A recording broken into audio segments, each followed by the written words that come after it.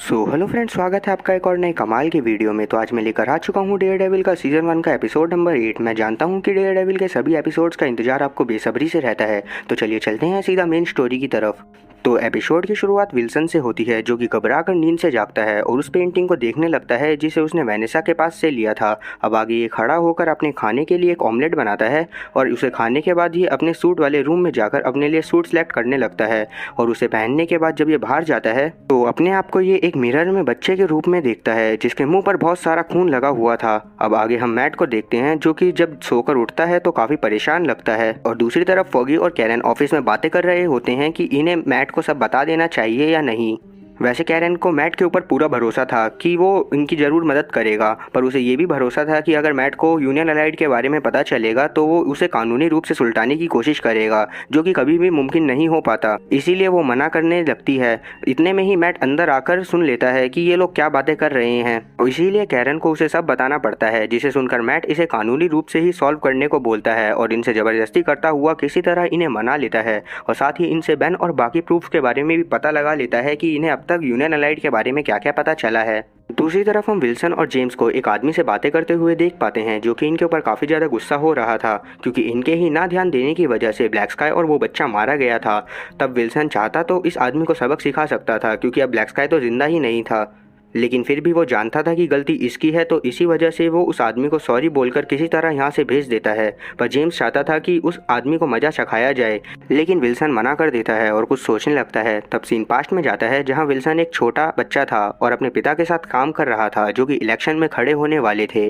और अगर इनके नेचर की बात करी जाए तो ये बहुत ज़्यादा गुस्सैल आदमी थे, लेकिन ये चाहते थे कि विल्सन भी बिल्कुल इनकी तरह निडर बने, जिस वजह से ये विल्सन को एक बच्चे की तरह ट्रीट ना करके एक अडल्ट की तरह ट्रीट करा करते थे, जिसे देख विल्सन की मॉम को काफ़ी गुस्सा आया करती थी, पर वो कुछ भी नहीं कर पाती थी। विल्सन के डैड बताते हैं क्योंकि इनके पास पैसे नहीं थे तो इन्होंने एक बहुत बड़े माफिया रेगुलेटो से पैसे लोन लिए हैं। इसे सुनकर विल्सन की मॉम काफ़ी ज़्यादा घबराने लगती है, लेकिन इसका डैड गुस्सा दिखाते हुए उसे शांत करवा लेता है। अब यहाँ से सीन कुछ दिन आगे आता है, जहाँ विल्सन के डैड इलेक्शन हार गए थे और इसी बात का मजाक बनाते हुए एक लड़के ने विल्सन को मारा था। तब विल्सन घर जाकर रोने लगता है। अब जब इसकी मॉम इसकी हालत देखती है तो वो इसे शांत करवाने लगती है, पर जब डैड इसकी हालत देखते हैं तो वो उल्टा इसी को डांटने लगते हैं, क्योंकि ये पिटकर आया था। अब विल्सन को डैड थोड़ी देर डांटने के बाद इसे अपने साथ एक बेसबॉल बैट लेकर चलने को बोलते हैं और सीधा उसी लड़के के पास पहुंचते हैं जिसने विल्सन को मारा था। अब जैसे ही वो उसको देखते हैं तो वो उल्टा सीधा बोलते हुए उस लड़के की खूब धुलाई करते हैं, और अब खुद उस लड़के को थोड़ी देर मारने के बाद ये विल्सन से भी उसको मारने के लिए बोलते हैं। पहले तो विल्सन डर रहा होता है, लेकिन जब डैड इसको फोर्स करते हैं तो विल्सन को उनका कहना मानना पड़ता है और ये भी उस लड़के को मारता हुआ हंसने लगता है। अब उस लड़के को मारने के बाद जब ये दोनों घर पहुंचते हैं तो डैड विल्सन को एक चेयर पर बिठा देते हैं और इससे सोचने को बोलते हैं कि कैसे है ये हर सिचुएशन में अपनी फैमिली को प्रोटेक्ट करेगा उन बंदों से जो कि इसकी फैमिली को नुकसान पहुंचाना चाहते हैं या इसको नुकसान पहुंचाना चाहते हैं। इस पर विल्सन भी बिल्कुल ऐसा ही करता है और वो चेयर पर बैठकर काफ़ी देर तक दीवार को घूरता रहता है। अब ये रात तक इसी बात के बारे में सोच ही रहा था, तभी अचानक से इसके डैड को रेगुलेटो का कॉल आता है, जो कि इसे मिलने के लिए बुलाते हैं। पर क्योंकि मॉम जानती थी कि वो पैसों की वजह से डैड को मिलने के लिए बुला रहे हैं और अभी इनके पास पैसे नहीं हैं, तो इसीलिए वो अभी जाने से मना करने लगती है, क्योंकि इन्हें डर लग रहा था कि कहीं वो डैड को नुकसान ना पहुंचाए। लेकिन डैड मॉम पर ही गुस्सा होने लगते हैं और इसे मारते हुए आगे से कभी भी इसकी बात ना काटने को बोलते हैं। पहले तो विल्सन उन्हें कुछ नहीं कह पाता, लेकिन जब बहुत देर तक वो मॉम को मारते रहते हैं तो विल्सन से देखा नहीं जाता और वो एक हैमर उठाकर सीधा अपने डैड के पास पहुंचता है। तब डैड इसका भी मजाक बनाने लगते हैं कि तुम कुछ भी नहीं कर सकते। ये सुनकर विल्सन को काफ़ी ज़्यादा गुस्सा आ जाती है और वो सीधा हैमर उठाकर उनके सर पर दे मारता है, और जिसके बाद वो उन्हें काफ़ी देर तक ऐसे ही हैमर से पीटता रहता है, जिससे इसके डैड की मौके पर ही मौत हो जाती है। और अब विल्सन की हालत देखकर हम लोग समझ पाते हैं कि विल्सन ने जिस बच्चे को मिरर में देखा था वो ये खुद ही था। अब जब ये देखता है कि इसके डैड की मौत हो गई है तो ये डर के मारे अपनी मॉम के चिपक जाता है, और क्योंकि इसकी मॉम जानती थी कि विल्सन ने उन्हें बचाने के लिए ही ये सब करा है, तो वो इसको सीधा आरी लाने को बोलती हैं और उसके बाद वो उसके डैड की बॉडी को पीसीस में काटकर कहीं ठिकाने लगा देती हैं। अब आगे हम विल्सन को जेम्स से बात करते देख पाते हैं। तब जेम्स इसे बता रहा होता है कि ब्लैक कोमा से बाहर आ गया है और वो विल्सन के खिलाफ गवाही देने वाला है। ये जानकर विल्सन उसके दोस्त को इससे मिलने के लिए भेजने को बोलता है। दूसरी तरफ मैट को भी पता चल जाता है कि ब्लैक होश में आ गया है, इसीलिए ये ब्लैक से पूछताछ करने का प्लान बनाता है। वहीं हम विल्सन को ब्लैक के दोस्त के साथ देख पाते हैं। तब विल्सन इससे बोलता है कि तुम्हें अब ब्लैक को मारना होगा ताकि वो मेरे खिलाफ गवाही ना दे सके। पहले तो सैम मना करता है क्योंकि वो जानता था कि ब्लैक एक अच्छा पुलिस वाला है, पर बस वो विल्सन की बातों में आकर बुरे काम कर रहा था। और साथ ही ब्लैक और सैम आपस में 30-35 साल से दोस्त थे, इसी वजह से ये साफ मना कर देता है।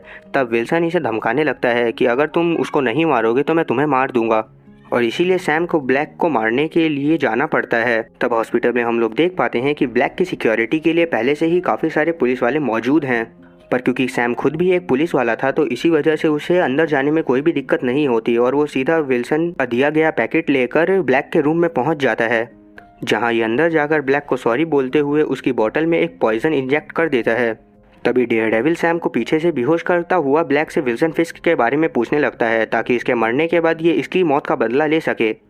तब ब्लैक भी डेयरडेविल को काफ़ी सारी चीज़ें बताता है जिसके बारे में हमें तो नहीं बताया जाता, और इन सब को जानने के बाद डेयरडेविल यहाँ से चला जाता है। अब आगे हम लाइलैंड को विल्सन के साथ देखते हैं, जहाँ लाइलैंड इसे बता रहा था कि कैसे डेयरडेविल ने उसके ऊपर हमला करा था। तभी यहाँ जेम्स आकर बताता है कि ब्लैक मर गया है और सबको लग रहा है कि डेयरडेविल ने उसको मारा है, क्योंकि उस समय वो भी उसके वार्ड में मौजूद था। ये जानकर विल्सन को काफ़ी खुशी होती है कि डेयरडेविल अपने आप ही इनके जाल में फंसता जा रहा है। अब अगले दिन जब ये तैयार हो रहा होता है तभी इसे जेम्स की कॉल आती है जो इसे बताता है कि गाओ इससे मिलने वाली है। ये जानकर विल्सन परेशान होने लगता है क्योंकि इसे पता था कि गाओ इससे कुछ ना कुछ उल्टा सीधा बोलेगी, पर यह गांव से मिलने के लिए मना नहीं कर सकता था, इसी वजह से इसे गांव से मिलना पड़ता है। अब जब गांव विल्सन से मिलती है तो ये भी विल्सन को वेल्डरमेर की मौत और ब्लैक स्काई की वजह से सुनाने लगती है। साथ ही इसे धमकाती है कि अगर इसने जल्दी से जल्दी सब सही नहीं करा तो ये इसकी जान ले लेगी। और क्योंकि विल्सन जानता था कि गांव इससे बहुत ज़्यादा पावरफुल है तो इसी वजह से ये कुछ नहीं बोल पाता, पर जैसे ही गांव यहाँ से निकलती है तो ये गुस्से में टेबल पलटा देता है और बहुत ज़ोर से चिल्लाने लगता है। अब इसकी ऐसी हालत को देखकर जेम्स शाम में वेनेसा को बुलाता है, जो कि विल्सन को संभालती हुई सब जानती है कि इसके साथ बचपन में क्या क्या हुआ था। अब जब वेनेसा को सब पता चल जाता है तो ये काफ़ी परेशान होती है और विल्सन को शांत करवाते हुए एक आइडिया देती है कि कैसे इससे सब कुछ सही करना है।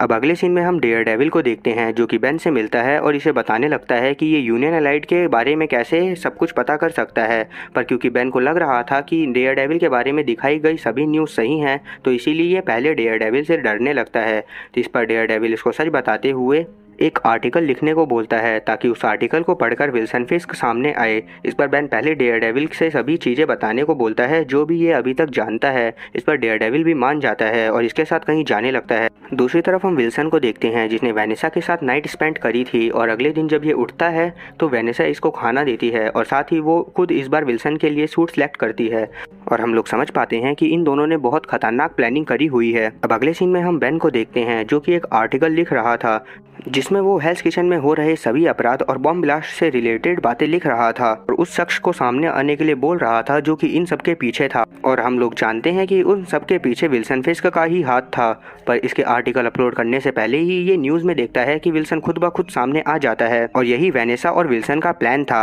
अब न्यूज़ में विल्सन एक बहुत शानदार स्पीच देते हुए अपने किए गए सभी आरोपों का इल्ज़ाम डेयरडेविल के ऊपर बड़े आराम से डाल देता है और सभी लोगों के सामने मीडिया पर वादा करता है कि ये डेयरडेविल को सबके सामने लेकर आएगा और सबके सामने ही वो उसका मुखौटा भी उतार देगा। अब जब मैन ये सब देखता है तो ये तुरंत अपना आर्टिकल डिलीट कर देता है क्योंकि इसे पता लग गया था कि विल्सन की बात पर ही सब लोग भरोसा करेंगे। दूसरी तरफ जब मैट ये सब न्यूज़ सुनता है तो वो काफ़ी गुस्से में आ जाता है क्योंकि सच में सब लोग उसी को अच्छा इंसान समझ रहे थे और डेयरडेविल को एक राक्षस समझ रहे थे। और अब ये गुस्सा होते हुए सोचने लगता है कि आगे क्या करना है, और इसी के साथ ये एपिसोड यहीं पर ख़त्म होता है। अब अगर आपको इसके आगे की कहानी जाननी है तो अगली वीडियो तक का इंतजार करना पड़ेगा, और वो वीडियो तब आएगी जब आप लोगों की बहुत ज़्यादा डिमांड होगी। तो इसीलिए कमेंट में नेक्स्ट टाइप करना मत भूलना ताकि मैं जान सकूँ कि कितने लोग हैं जो इसके आगे की कहानी को सच में जानना चाहते हैं। और उम्मीद है कि मेरी एक्सप्लेनेशन वीडियोज़ आपको अच्छी लग रही होंगी। अगर एक्सप्लेनेशन अच्छी लगी हो तो चैनल को सब्सक्राइब करना और बेल नोटिफिकेशन को ऑल पर सेलेक्ट करना और वीडियो को भी लाइक करना। मैं ऐसी ही और मज़ेदार एक्सप्लेनेशन वीडियोज़ लाता रहूँगा। तब तक के लिए टाटा और गुड बाय।